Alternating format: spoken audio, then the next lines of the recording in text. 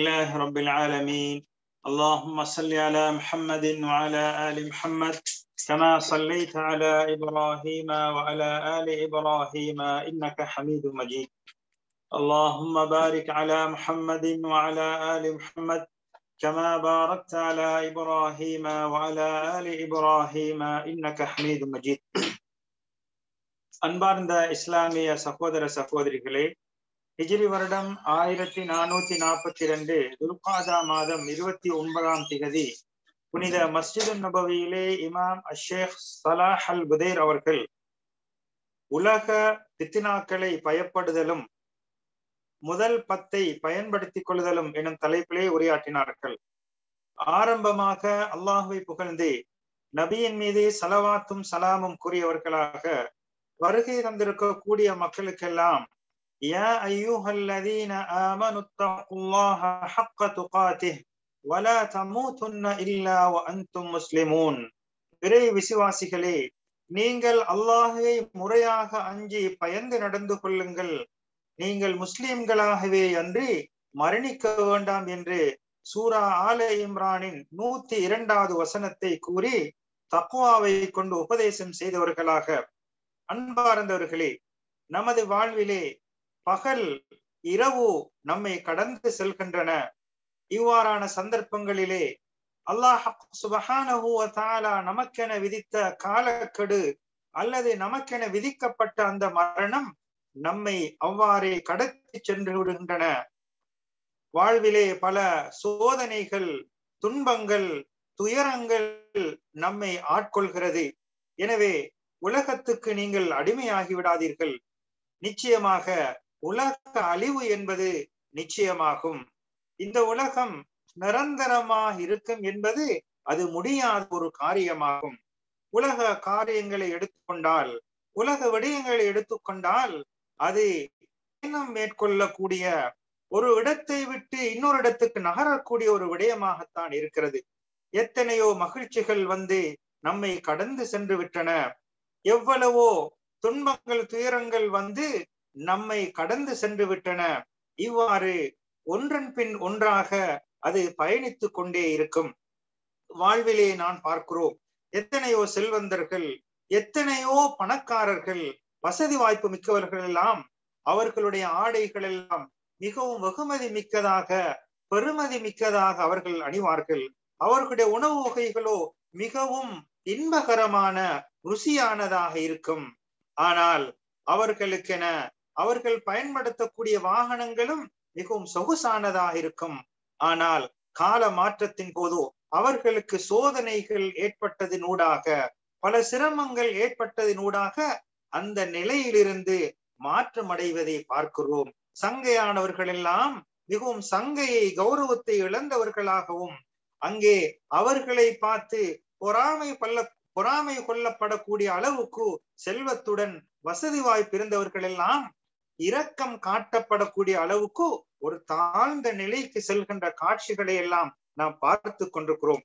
அன்பார்ந்தவர்களே, எனவே இவ்வாறான அழிவு தரக்கூடிய விடயங்களை ஒன்று சேர்க்கக்கூடியவர்களே, பாவத்தை சம்பாதிக்கக்கூடியவர்களே, உங்களுக்கென கொடுக்கப்பட்ட ஓய்வு நேரம், அந்த பொழுது உங்களை ஏமாற்றி விட வேண்டாம்.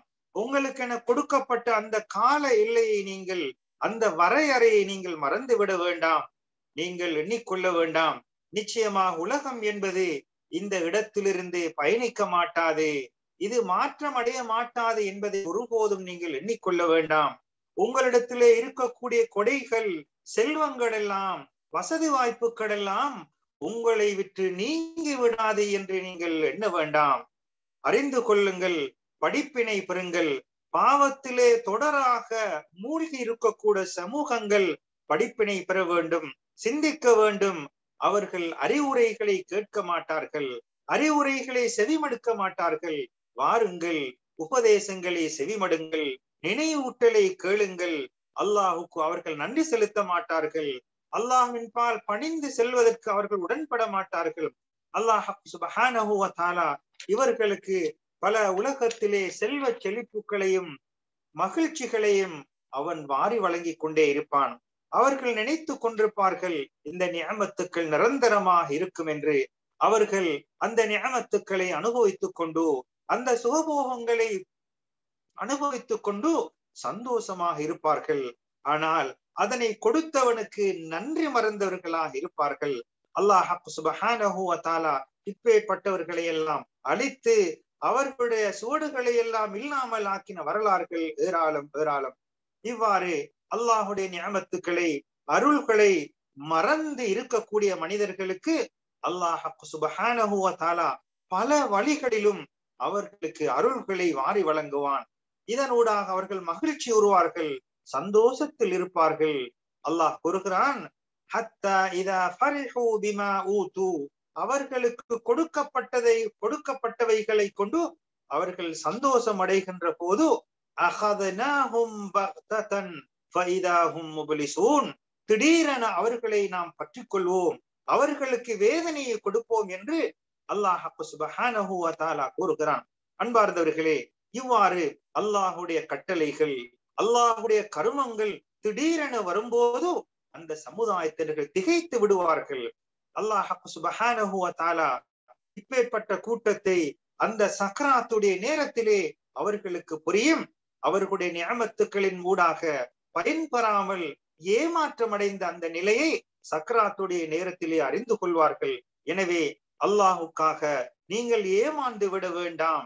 நிச்சயமாக அல்லாஹ் சுப்ஹானஹு வ தஆலாவை அவனுடைய நிஅமத்துக்களை அனுபவித்து ஏமாறக்கூடியவர்கள் கெட்டவர்களை தவிர வேறு யாருமாக இருக்க மாட்டார்கள். அன்பார்ந்தவர்களே, இந்த திருக்குர்ஆன் வசனத்தை சிந்திக்கின்றவர்கள் படிப்பினை பெறுவார்கள். காரணம், அல்லாஹ் சுப்ஹானஹு வ தஆலா மனிதன் பாவத்திலே இருக்கின்ற போது அவனுக்கு நிஅமத்துக்களை கொடுத்து கொண்டிருக்கின்றான் என்றால் அவனுக்கு சந்தர்ப்பத்தை படிப்படியாக கொடுத்து கொண்டிருக்கிறான், அவனை தண்டிப்பதற்காக என்பதை உணர்ந்து கொள்ள வேண்டும். அல்லாஹ் சுப்ஹானஹு வ தஆலா இப்படிப்பட்ட எத்தனையோ சமுதாயத்தினர்களுக்கு அவனுடைய அருள்களை எல்லாம் கொடுத்து பல வருடக்கணக்காக அவர்களுக்கு சந்தர்ப்பத்தை கொடுத்து அவர்களை தண்டித்த வரலாறுகளை நாம் பார்க்கிறோம். அன்பார்ந்தவர்களே, நீங்கள் எண்ணிக்கொள்ளுங்கள், அல்லாஹுக்கு மாற்றமாக பாவம் செய்யக்கூடிய ஒரு மனிதனுக்கு வாழ்வாதாரங்கள் செல்வ செழிப்புகள் கொடுக்கப்படுமாக இருந்தால் நீங்கள் நினைத்துக் கொள்ளுங்கள், அவனுக்கு தண்டனையை கொடுப்பதற்காக அல்லாஹ் சுப்ஹானஹு வ தஆலா படிப்படியான ஒரு படிமுறையை வைத்திருக்கிறான் என்பதை உணர்ந்து கொள்ளுங்கள் என்று நபி ஸல்லல்லாஹு அலைஹி வஸல்லம் அவர்கள் கூறுகிறார்கள். அன்பார்ந்தவர்களே, அல்லாஹ் சுப்ஹானஹு வ தஆலா ஒரு மனிதனுக்கு உலகத்தை கொடுத்து அந்த உலகத்திலே அந்த மனிதன் செல்வ செழிப்புகளை எல்லாம் அனுபவித்து அல்லாஹுக்கு மாற்றமான முறையிலே அவன் நடந்து கொள்வான் என்றால் அவனிடத்திலே இருக்கக்கூடிய அந்த செல்வ செழிப்புகள் எல்லாம் அவனுக்குரிய தண்டனைகள் படிப்படியாக வருவதற்கு ஒரு அறைகூவல் போன்ற ஒரு செய்தியாகத்தான் இது இருக்கின்றது என்பதை உணர்ந்து கொள்ள வேண்டும். அல் குர்ஆன் கூறுகிறது, சனஸ்தத்ரிஜுஹும் மின் ஹைஸு லா யஅலமூன், அவர்கள் அறியாத புறத்திலே அவர்களை படிப்படியாக எத்திக்கொள்ளும், அவர்களை கைப்பற்றுவோம் போன்ற பல பொருள்களை கூறக்கூடிய இந்த திருக்குர்ஆன் வசனம் எச்சரிக்கையாக இருக்கிறது. அல்லாஹ் சுப்ஹானஹு வ தஆலா நிஅமத்துக்களை ஏராளமாக அவர்களுக்கு வழங்குவான், அவர்களோ நன்றி செலுத்துவதற்கு மறந்து விடுவார்கள். அல்லாஹ் சுப்ஹானஹு வ தஆலா மறக்கடித்து விடுவான். அல்லாஹ் பாதுகாக்க வேண்டும். எத்தனையோ மனிதர்கள் இன்பங்களை அனுபவித்துக் கொண்டு இறுதியிலே துன்பப்பட்ட வரலாறுகளை எல்லாம் பார்க்கின்றோம். அன்பார்ந்தவர்களே, எனவே அல்லாஹ் சுப்ஹானஹு வ தஆலா நிஅமத்துக்களை தருகின்ற போது, அவனுடைய வாழ்வாதாரங்கள் கிடைக்கப்பெறுகின்ற போது அதிலே மிகவும் கவனமாக ஜாக்கிரதையாக இருக்க வேண்டும். நன்றி கூறுவதற்கு ஒருபோதும் மறந்துவிடக் கூடாது. வாழ்விலே ஏற்பட்ட தவறுகளுக்கு குற்றங்களுக்கு பாவ மன்னிப்பு கோருவதற்கு மறந்துவிடக் கூடாது. அவ்வாறு அவர்கள் நன்றி கூற மறப்பார்கள், அவர்கள் பாவ மன்னிப்பு கூற மறப்பார்கள். இவ்வாறான அந்த மக்களுக்கு இன்பத்தை அனுபவித்து நன்றி கெட்ட மனிதர்களுக்கு அல்லாஹ் சுப்ஹானஹு வ தஆலா சாபத்தை தான் இறக்குவான். அவர்களிடத்திலே உள்ள நிஅமத்துக்களை அருளை எல்லாம் பறித்து விடுவான். இன்பங்களை அனுபவித்துக் கொண்டு காலம் தவறியதற்கு பின்னால் மறந்த நிலையில் இருக்கக்கூடிய மனிதா கடைசி நேரத்திலே கஷ்டப்படுவதில் எந்த பயனும் கிடைக்கப் போவதில்லை. காலம் கடந்ததற்கு பின்னால், நமது அருள்கள் நம்மை விட்டு எடுக்கப்பட்டதற்கு பின்னால் நமக்குரிய காலம் நம்மை விட்டு கடந்து விட்டதற்கு பின்னால் கை செய்தப்படுவதில் எந்த பயனும் இல்லை. எனவே நாளை மறுமையிலே அல்லாஹ்வை சந்திக்க இருக்கிறோம். நமது செயல்பாடுகள் எல்லாம் மக்களுக்கு மத்தியிலே அந்த மஹ்ஷர் மைதானத்திலே எடுத்து காட்டப்பட இருக்கிறது. கேள்வி கணக்கு கேட்கப்பட இருக்கிறது. ஒவ்வொருவருடைய ஏடுகளும் அங்கே பகிரங்கப்படுத்தப்பட இருக்கிறது.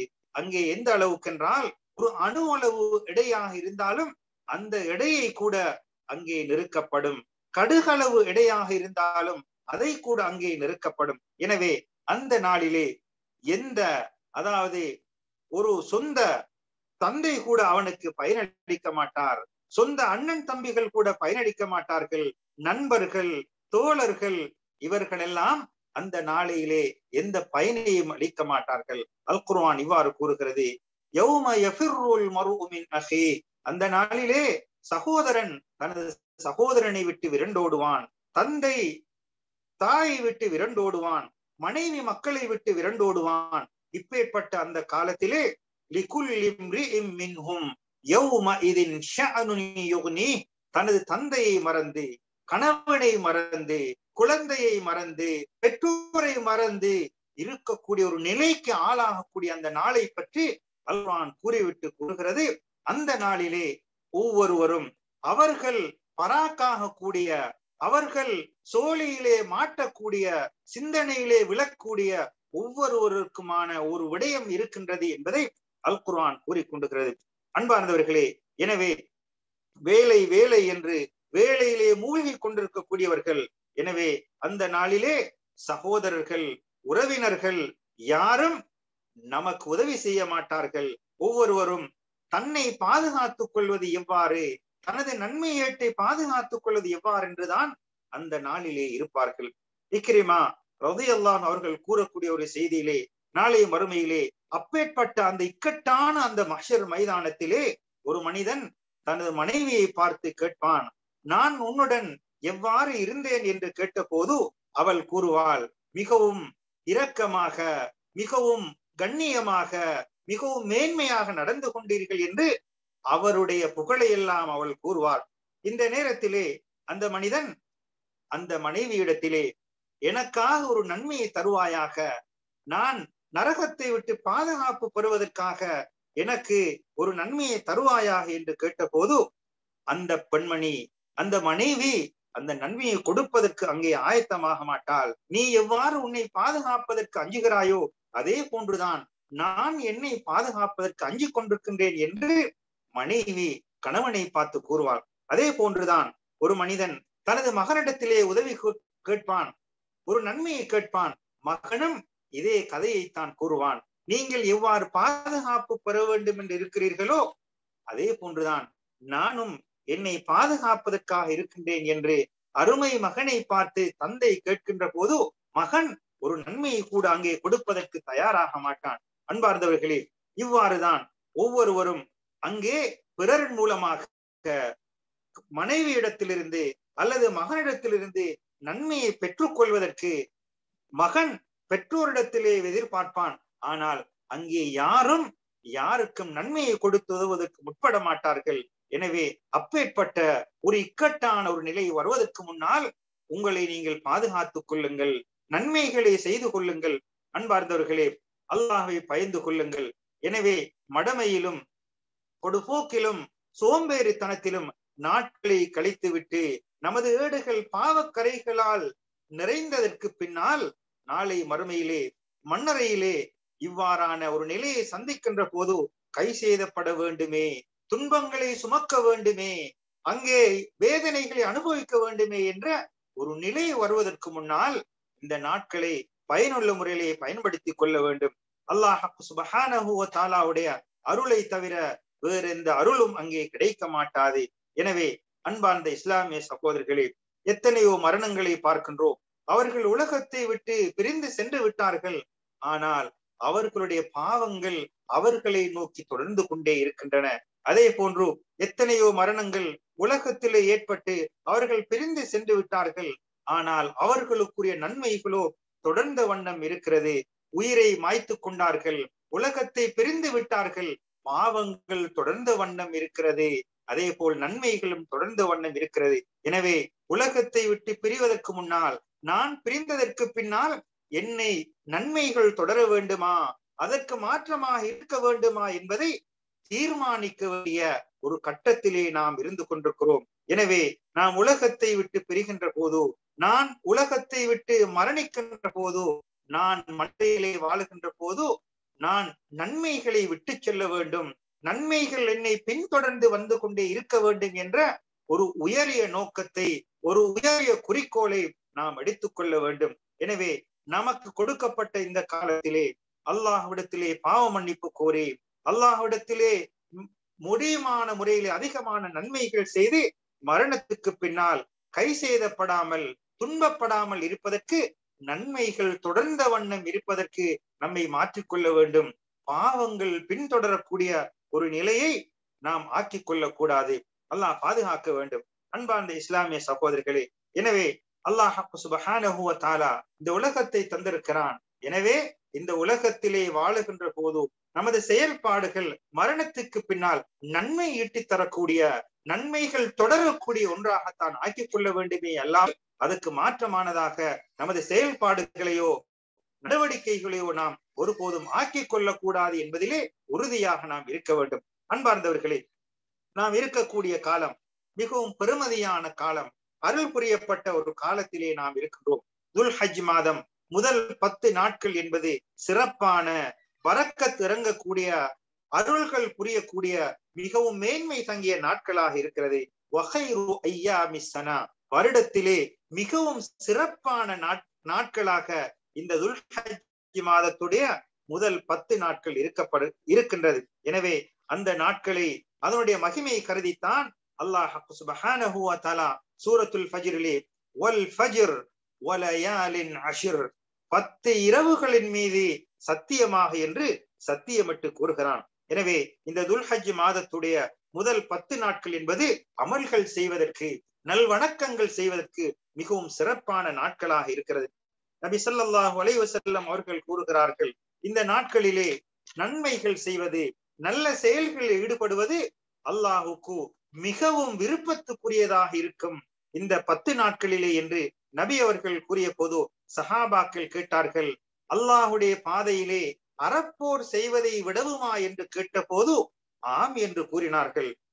கூறினார்கள், ஆனால் ஒரு மனிதன் தனது உயிரையும் தனது பொருளாதாரத்தையும் எடுத்துக்கொண்டு அந்த அறப்போர் செய்து அதிலே அவன் மாய்த்து கொண்டு திரும்பி வராமல் இருக்கக்கூடிய அந்த மனிதரை தவிர என்று நபி அவர்கள் கூறினார்கள். எனவே ஜிஹாதுக்காக தனது பொருளாதாரத்தை எடுத்துக்கொண்டு அங்கே உயிர் மாய்த்த அந்த ஷஹீதை தவிர ஏனைய எல்லா செயல்பாடுகளை விடவும் இந்த நாட்களிலே நல்லமல்கள் செய்வது அல்லாஹுக்கு விருப்பத்துக்குரியது என்பதாக நபி அவர்கள் கூறுகிறார்கள். அன்பார்ந்தவர்களே, காலத்தால் சிறப்பானது இந்த மாதத்திலே பல சங்கையான நல்லமல்கள் செய்வதற்கு அல்லாஹ் சுப்ஹானஹு வ தஆலா பல வகையான வணக்கங்களை வைத்திருக்கிறான். அல்லாஹ்வை தக்பீர் செய்வது, அல்லாஹ்வை புகழ்வது, லா இலாஹ இல்லல்லாஹ் சொல்வது, இது போன்ற இன்னொரு வணக்கங்களை செய்து இந்த காலத்தை நாம் பயன்படுத்திக் கொள்ள வேண்டும். எனவே பல வகையான வணக்கங்களை இந்த 10 நாட்களிலே செய்து அல்லாஹுடைய அன்புக்கு பாத்திரமானவர்களாக, அவனது அன்புக்கு சொந்தக்காரர்களாக மாறுவதற்கு நாம் அடைந்திருக்கக்கூடிய இந்த நாட்களை நல்ல முறையிலே பயன்படுத்திக் கொள்ள வேண்டும். எனவே காலம் தவறுவதற்கு முன்னால், இந்த 10 நாட்கள் எங்களை கடந்து செல்வதற்கு முன்னால் நல்லமல்கள் செய்வதற்கு முந்திக் கொள்ளுங்கள். காலம் நம்மை விட்டு பிரிவதற்கு முன்னால் காலத்தை பயன்படுத்திக் கொள்ளுங்கள். நன்மைகள் செய்வதற்கு முடியுமான அளவுக்கு முயற்சிகள் செய்யுங்கள். எனவே இவ்வாறான சந்தர்ப்பங்களை ஆசையுடனும் ஆர்வத்துடனும் செய்வதற்கு முற்பட வேண்டும். இவ்வாறான சந்தர்ப்பங்கள் வாழ்விலே கொடுக்கப்படும். ஆனால் சந்தர்ப்பம் நழுவியதற்கு பின்னால் அதனை பற்றி சிந்தித்து கவலைப்பட்டு எந்த பயன்பாடுகளும் கிடைக்க போவதில்லை. எனவே அன்பார்ந்த இஸ்லாமிய சகோதரர்களே, உலகம் என்பது நமக்கு பல வகையான இன்பங்களையும் பல வகையான சுகண்டிகளையும் தரக்கூடியது. எனவே அவைகளிலே நாம் அவைகளை அனுபவித்து நன்றி மறந்தவர்களாக, ஏமாந்தவர்களாக மாறிவிடாமல் அதனை தந்தவனுக்கு நன்றி உள்ளவர்களாக நன்றி செலுத்தி அவைகளை அவனுக்கு பொருத்தமான முறையை பயன்படுத்தி நாம் இருக்கக்கூடிய இந்த துல் ஹஜ் மாதத்துடைய முதல் 10 நாட்களையும் அல்லாஹுக்கு மிகவும் விருப்பமான நல்ல அமல்கள் செய்து நல்ல செயல்களில் ஈடுபடக்கூடியவர்களாக வல்லவன் அல்லாஹ் நம் அனைவர்களையும் ஆக்கி அருள் புரிவானாக.